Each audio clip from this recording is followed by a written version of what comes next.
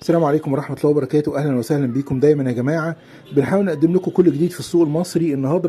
النهاردة بقدم لكم توب. هي شركة مصرية عملت أول مشروب غازي بالبرتقال منخفض السعرات الحرارية.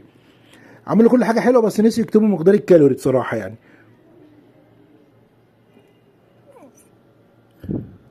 هو طبعا منخفض السعرات الحرارية، عايزين نقرب.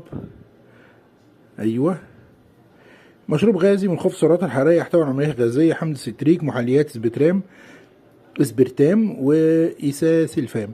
طبعا الاسبرتام قالوا ان هو ما حدش كتر منه وغذائي، كل حاجه تمام. طب برتقان وطعمه حلو على فكره.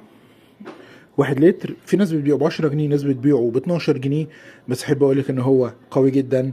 تابعنا دايما لكل جديد، بنقاطع وبنمنع منتجات الاعداء انها تخش